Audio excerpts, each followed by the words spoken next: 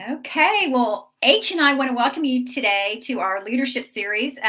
We're missing Micah. He had something else that he had obligations to. So you get the two of us today.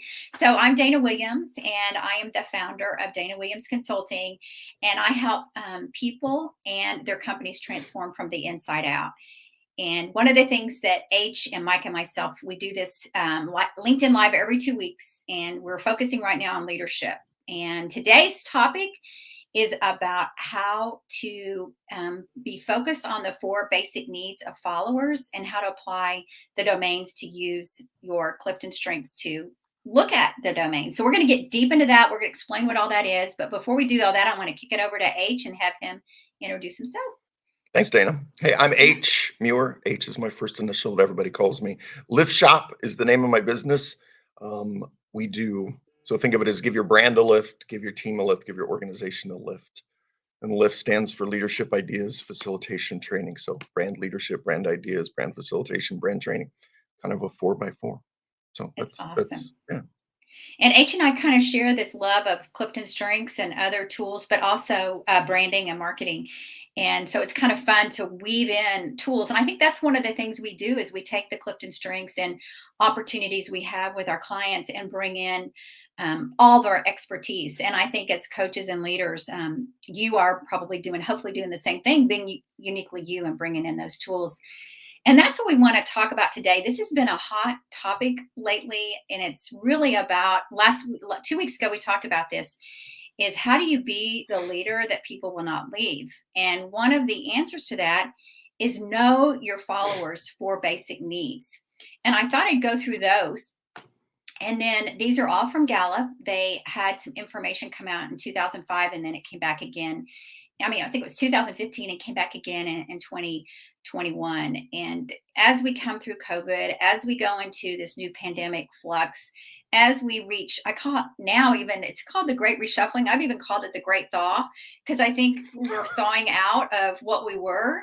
And I heard that people are going to be in this new grief because they're grieving over what they didn't do during the pandemic. Maybe my niece didn't get to have her wedding, just things like that. What are the things that you're grieving right now? But then how do you move forward?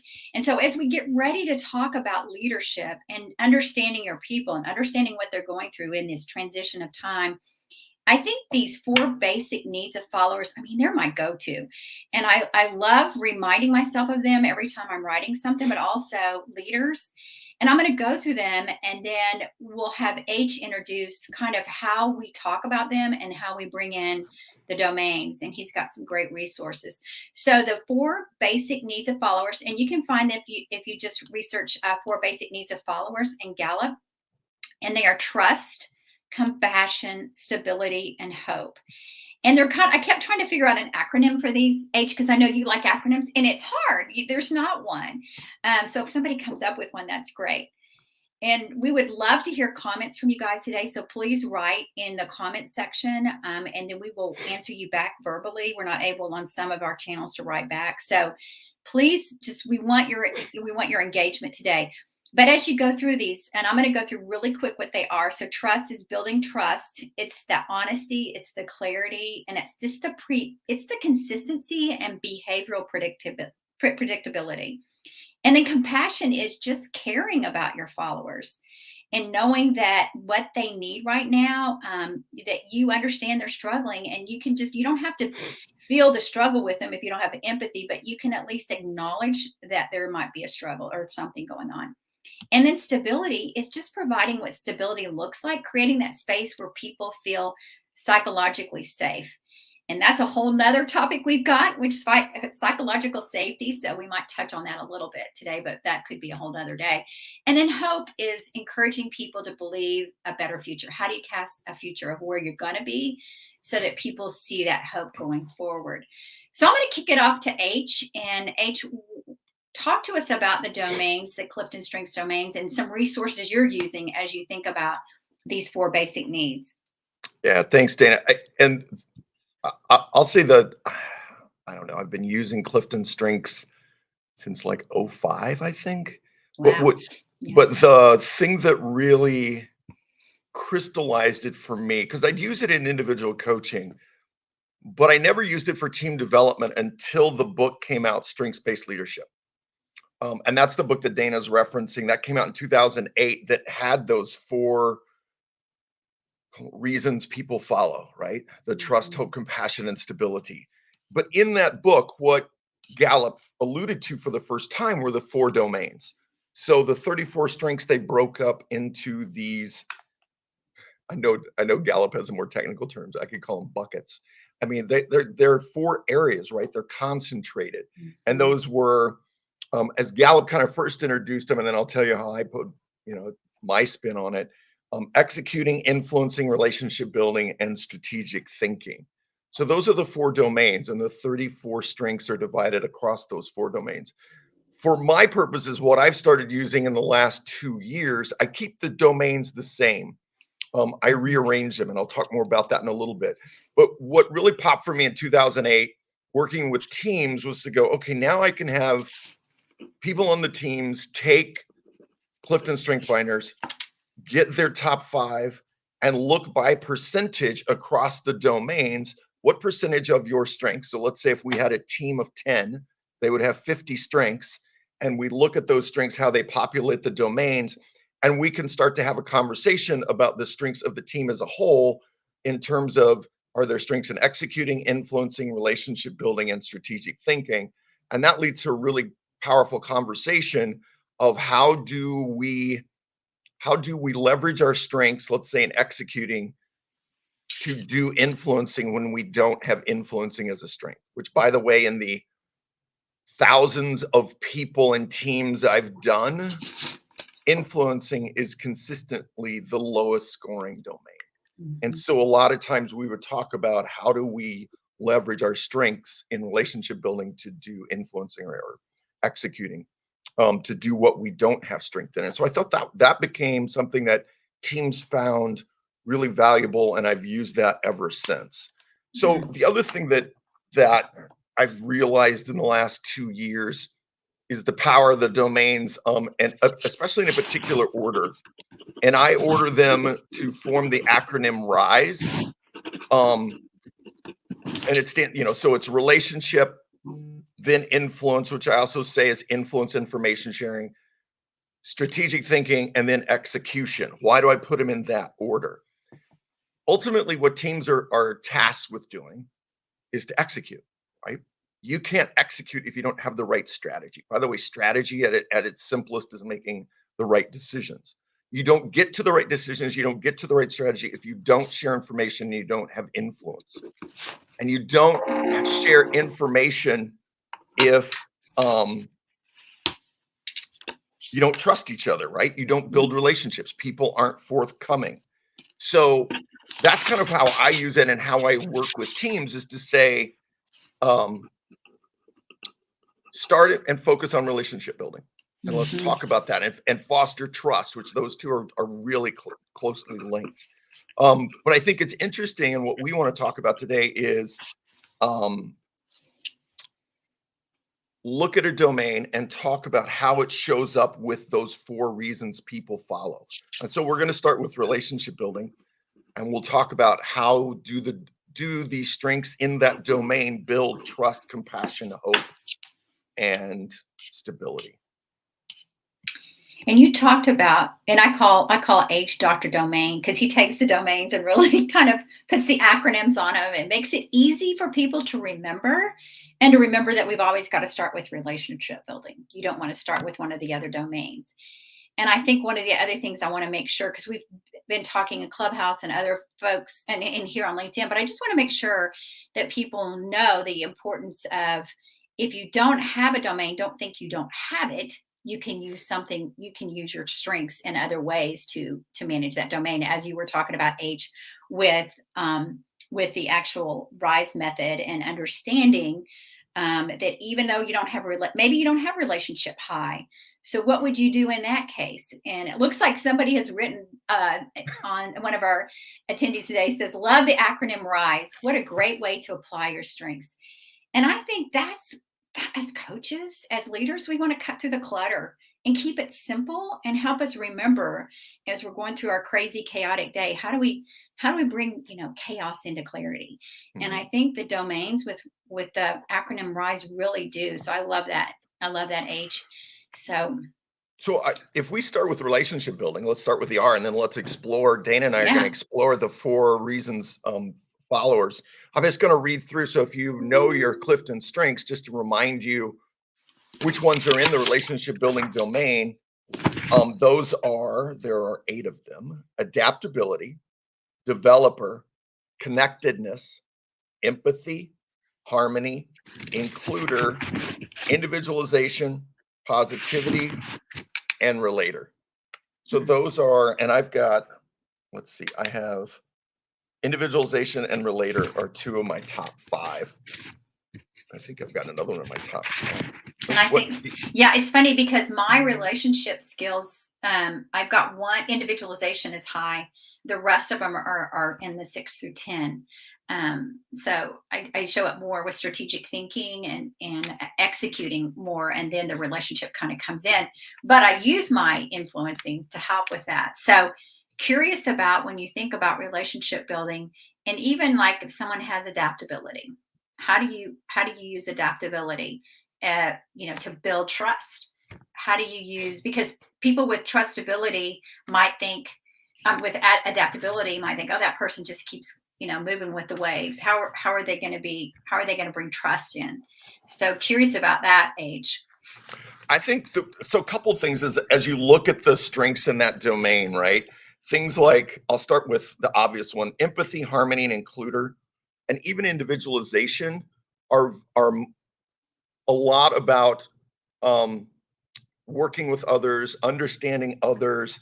And I think part of that is when you have relationship building, especially in those strengths, you have a high need to everybody to get along, right? And people Yeah. trust that. That is a key thing is, if you're going to build trust, one part of it is making the people feel that you care about them. And I think that's especially if you're a new team, right? And think, are you working even as a leader, working with someone for your team or your individuals for the first time?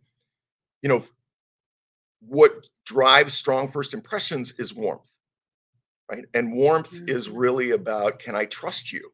And so those of us that are strong and have strong relationship building strengths in the top 5, we exude that warmth, right? That is one thing that will, as a leader, that will help build that trust, especially when you have harmony, empathy, positivity. That you're the natural cheerleader. Um, Mhm. so I think those are some of the traits that I see. But to your point, Dana, I think adaptability is a really interesting one. Yeah. I don't. Is it in your top 10? It's not in mine. I don't. I can move and pivot pretty quick. I think it's my strategic, but my adaptability is like 13, 14, something like that. So I see adaptability as, I don't like I'm going to say it, and I don't like it. Go with the flow, but I also think that what that means is that you're a trusted teammate, right? That Mhm. you can move to the needs of others, that you can shift to do that, and I think that's invaluable when you're collaborating with someone. I think it also shows that you can be more open-minded when you have that adaptability.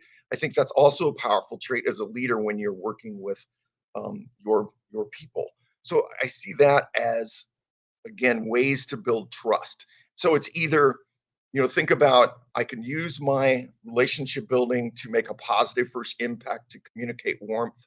I c- it, I just I build trust by seeing and understanding the needs of others. I think those are really strong characteristics of the strengths in the relationship building domain. I don't know, what other Yeah. thoughts you've got about that? Yeah, and before I do, we've got, looks like Holly and Yeah.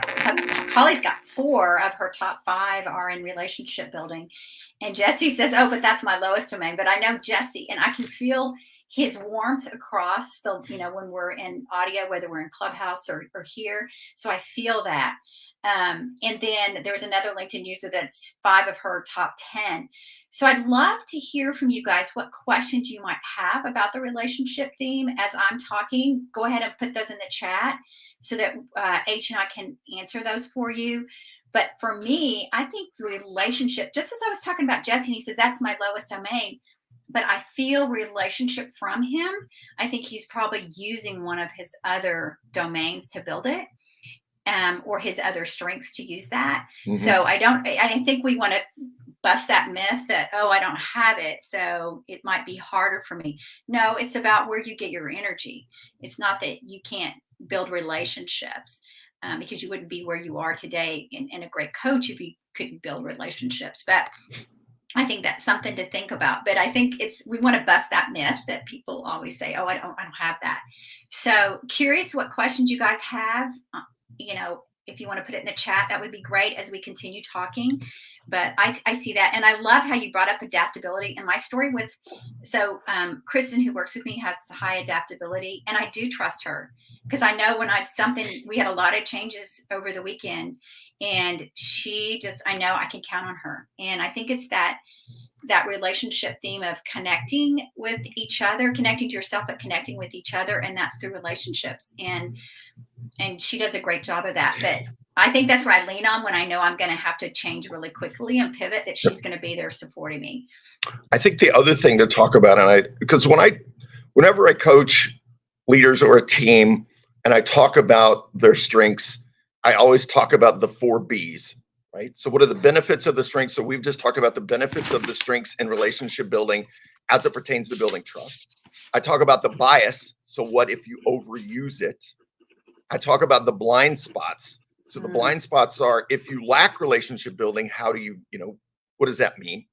Or the blind spot could be because, and I'll talk about one that I think is really prominent for those of us that are high in relationship building. And the other is balance, right? So how do you create, what are situations that you're in where you need to create some balance, one of the things I think of is, if I'm high in relationship building, but I need to influence and I'm not strong in influence, how do I do that? How do I create that balance? So one of the biases and the watch outs that I see in terms of relationship building as it pertains to trust, when we're strong in relationship building, I think especially if your positivity, harmony, and empathy and includer, we may struggle to deliver bad news. We may put it off because we take it personally, right? And it's hard for us. We like people. We want people to like us. That relationship is important to us, and that can lead to a breach in trust when we prolong delivering bad news. So we're not giving developmental feedback or constructive feedback to our people, and they may get blindsided down the road. So I think that's one of the things that is a watch out. The other thing, and I think it can harm that trust level, and even some of the stability if we don't address it. So I'll just, in the interest of giving both sides of that domain. I love that you're talking about the biases too, because we talk about blind spots, we don't talk about biases very much. So I think that's a great point of what could come with that, and how hard that is, and how to get through that when you're trying to bring in trust. What about hope? How would you bring hope in with a relationship thing? The thing with hope, right, is it's always about fostering a positive future state. And I think in relationship building, positivity does that really well. I think includer and individualization, what you find there, the hope is, and I think this is a key takeaway, when you have relationship building you're strong in relationship building, you will probably coach and lead hope on a personal level. Whereas strategic thinking is going to do it at a team level, an organizational level, a business level. What we do in relationship building is lean on that relationship, and we make it personal, and that can be really powerful. You do, however, want to look at what is the hope.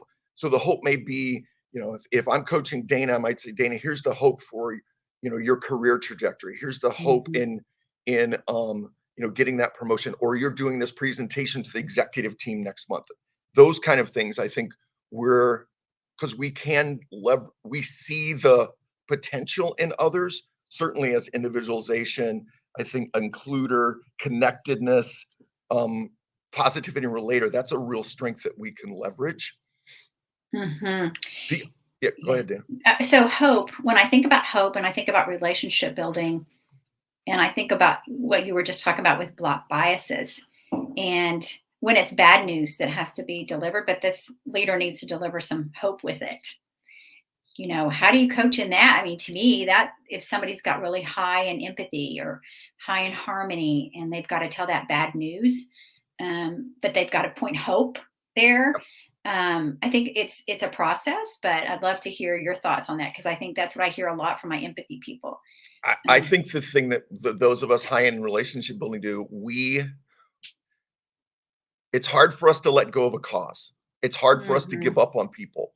So that part of that bad news, we'll do, and a lot of times what can happen is we do here's the feedback, the Mhm. constructive feedback, and then we'll give this, the but sandwich. But here's what I think you're doing well. Mhm. And I think I think you have to balance the feedback. Not a fan of the but sandwich. I Yeah. think you give constructive feedback at once, and then another time you give the positive feedback. I think that that's a strength of relationship building is that we're building that hope. Again, it's personal, because we're talking about our faith and belief in others, and in we see the positive and the strong characteristics and the strengths and potential. And so I think that's really where those of us high in relationship building um, It's a good generate hope. point. Yeah.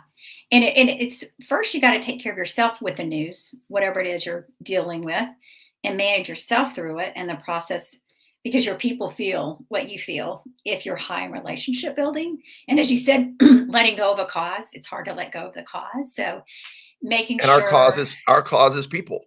yeah, Yeah. yeah. And talking to, that affirmation, talking to yourself about it, and encouraging yourself as you're going through whatever it is.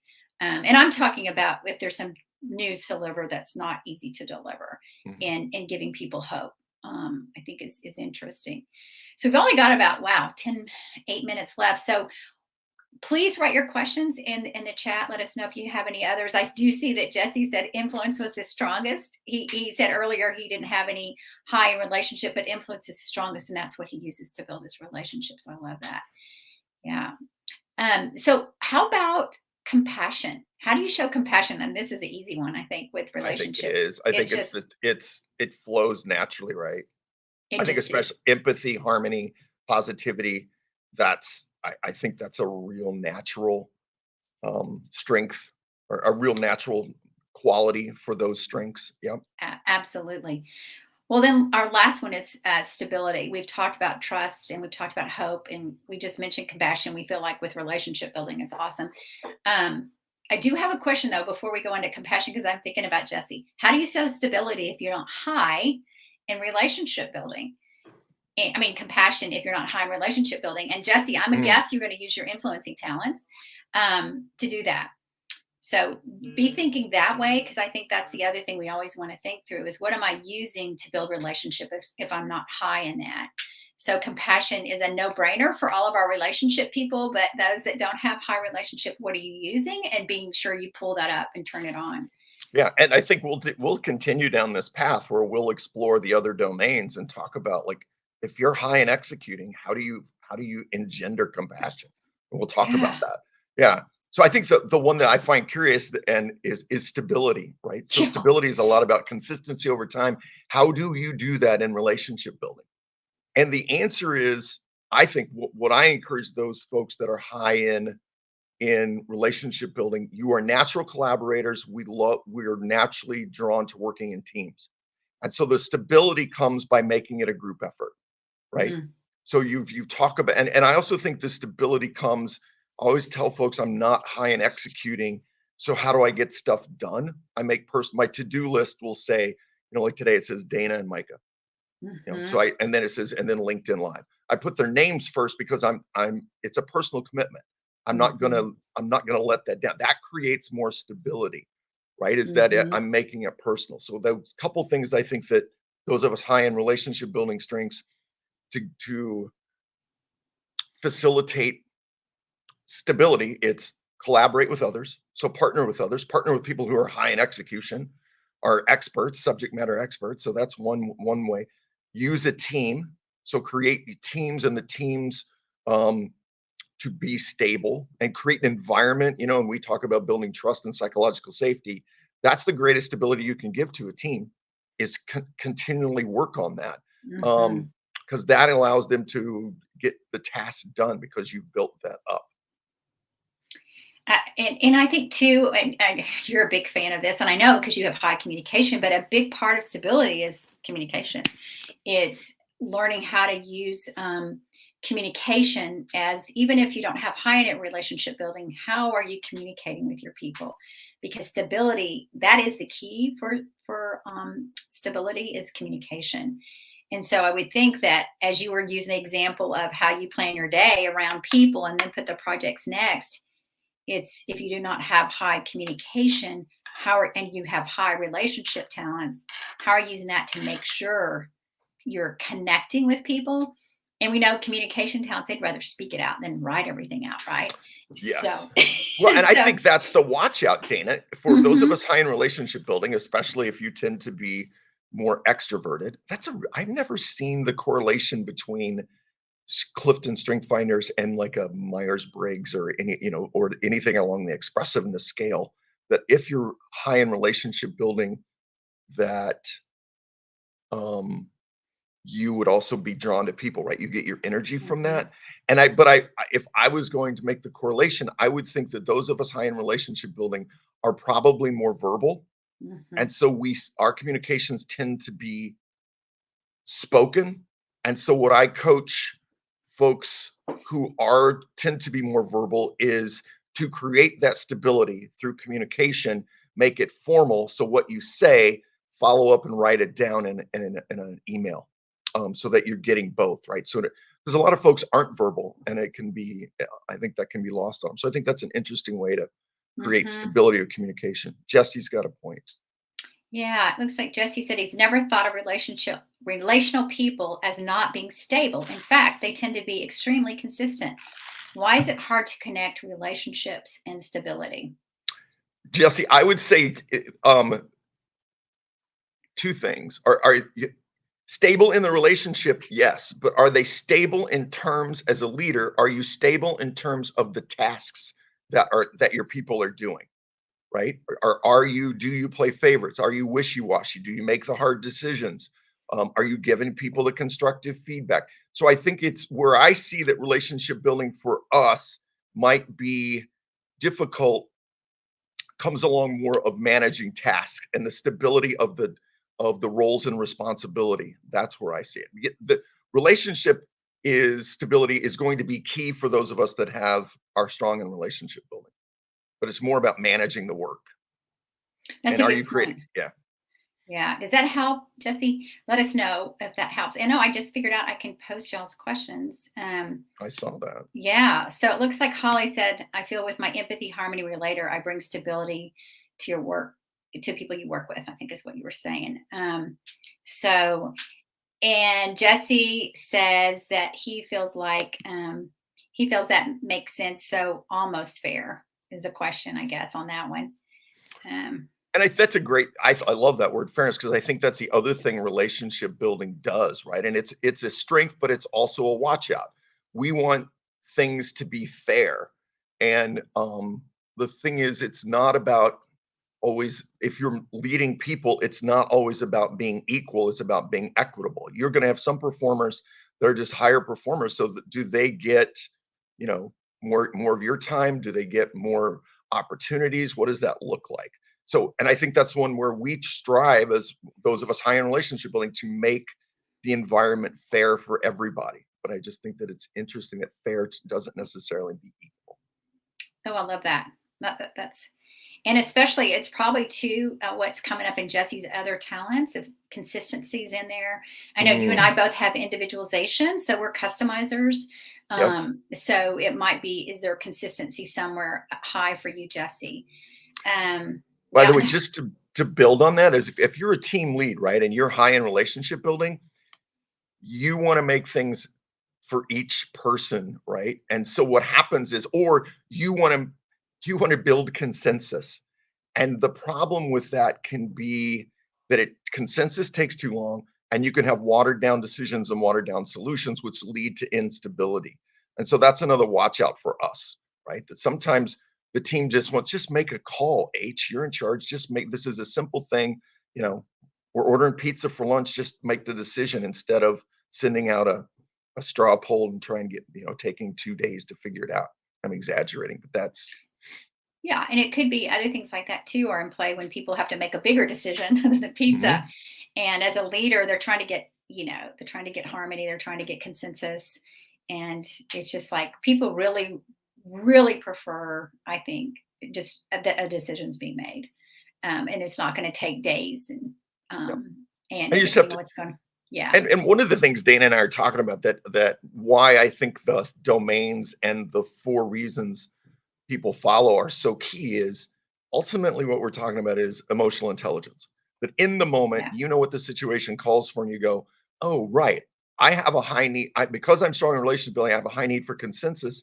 But as the leader, this decision is not should just be made by me or subject matter expert or whatever that is." That's emotional intelligence, right? And that's why Clifton Strength Finders is so great. It gives you a construct with the domains Mhm. and those 4 reasons people follow to be better at emotional intelligence. Absolutely. And I think, so I think the other question that came up, and Holly, thank you for texting from your phone. I mean, I love it. But yes, I think you had mentioned that it's that you have some empathy, harmony, and relator. And so bringing stability to work. I'm not sure. I think you were trying to finish that sentence, but it sounds like you're agreeing with what we said about relationship building and understanding the decision making there. So let me know if that was something different that you were trying to say there. And Jesse, it looks like you said 100% agree on the feedback. So that's great. So we're just rounding out our time today. And getting ready to close down. But H, is there any closing thoughts you have as coaches and leaders take the 4 needs of followers along with the domains and kind of summarize? I'd love for you to summarize kind of how they can use the RISE method and how you found using it with the strengths based leadership. Yeah. You know, A couple things I'd summarize would be I like the RISE model because it's also how relationship collaboration and teams develop, right? You've got, if you don't focus on the relationship part and build trust early and you're not sharing information, you don't have influence. Those are in early stages. Those are critical for teams to develop and or for you to develop in collaborating with others. So I like the RISE model. um, the other thing is I think that especially given what was the latest one you called it, Dana? The Great Reshuffle, the it Great, was a great thaw. yeah. Well, I'm in Chicago. Great It's not. reshuffle. We don't have the Shuffle. Great You're not Thaw. thawing yet. Okay, We're so not. it's the great reshuffle. Yeah. Yeah. So I think that what everything I'm reading, Manpower just came out with some interesting data that I was a global report. Um, that the reign of work is being defined by workers, right? Mental fitness is a priority. Um, Culture matters. All of those things are, I hate the term soft skills. All of those things can be impacted if you focus on trust, compassion, hope, and stability. That's what people need. And that's what they're looking for from their managers as we come out of this pandemic and the great reshuffle. Yeah, and I think too, I think as we're closing out, and thank you so much, Holly and Jesse, for your great feedback. It looks like Holly's saying rise is gold. It is, and I actually last week was with the team, and they were having some teamwork challenges, and we got really focused on relationship building in the domains, and talked about how we can use relationship building first. And I think that's key. And I think that H's acronym of RISE is a way for us to remember that. So H, we're very appreciative of Yeah. that. And Holly, I would say if you want more information on it, I actually have a whole model. It's a 4x4 that takes Tuxman's stages of team development, if you're familiar with that: forming, storming, norming, and performing, and to do the diagnosis by RISE. So you teams know if I'm in the forming stage, I'll see this in relationships, this in information influence, this in strategy, this in execution. Link if you want to link in. I'm happy to send you that model. Yeah, it's a great model. And I don't know if we posted that on the Dominate Your Day site I think we did. before. Yeah. Yeah, so you can go to dominateyourday.club and go under, it was in 2021, I think, when we Mhm. talked about Yep. this, and just go under resources and you'll see H's model there. But I think quick connecting through LinkedIn is fast as well. So this has been great, H. Thank you. And we got through one domain today, so we're going to continue this process. Our next time we meet, and hopefully, I'm sure he will. Michael will be back with us in 2 weeks, so it's March 7th. Please join us, and know that we're here for you. Please send us a message on LinkedIn. The other thing that occurred is, as you all know, Jim Collison comes in to our clubhouse group once a month, and he wants to speak on 4 needs of followers this week too. I was like, wow, this is the theme this week.